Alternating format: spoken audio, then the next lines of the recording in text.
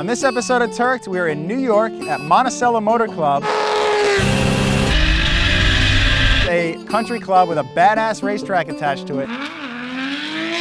This episode of Turked, we are in New York at Monticello Motor Club, a country club with a badass racetrack attached to it.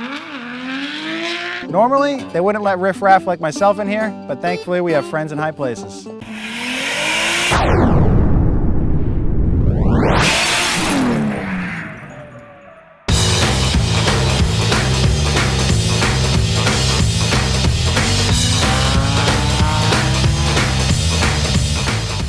So this is our friend in the high place. This is Chris Duplessis, who you have seen on other Turked episodes. Chris also is a rally champion and drove the Nameless Performance rally car last year, and he is now, shockingly, the track manager here at Monticello Motor Club. Yeah, right, I guess.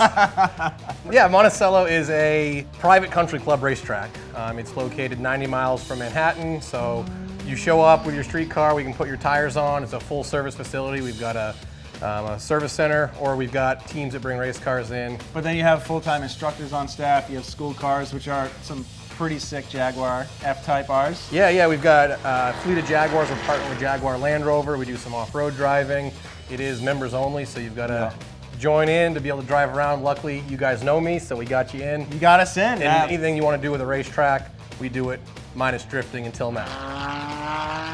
So the track layout is absolutely killer, and the manicured lawn makes it look even that much nicer. I had the pleasure of driving this place about 4 or 5 years ago, and it's come a long ways. Yeah, so it's 4.1 miles, 18 turns.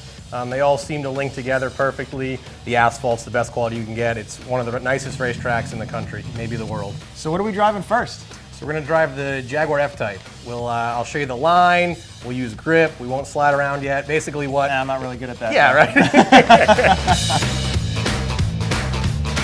All right, there's our baby. Let's go try that out. Number 3. I'll even let you drive it first. Well, I don't want to break it first. Okay. All right, so this is what we're gonna be in at first. It's the Jaguar F-Type, it's 2016. It's all-wheel drive, 550 horsepower. Nice. Yeah, it's actually a really fun car. So. And it's V6 supercharged? It's a V8 supercharged. V8 supercharged, okay. So have you guys made any upgrades to these cars, stock? Completely stock, exactly how you get it from the showroom, tires, everything. We put it in sport mode and go for it. Let's do it, man. Yeah, let's drive. Let's go. Live the dream, hit the beat. Come to the city and feel the heat.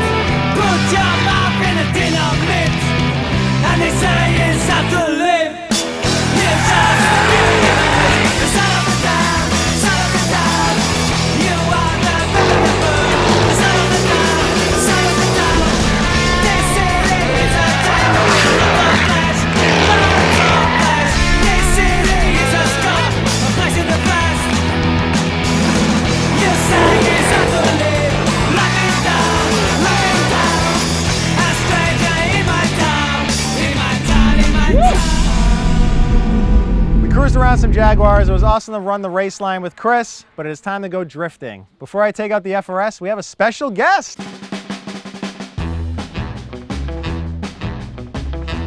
So my friend Colton here from Redline Restoration has brought out a car that has a ton of history, the Signal Auto R34. I first saw this thing in Formula D, but I know it had a ton of history in Japan as well.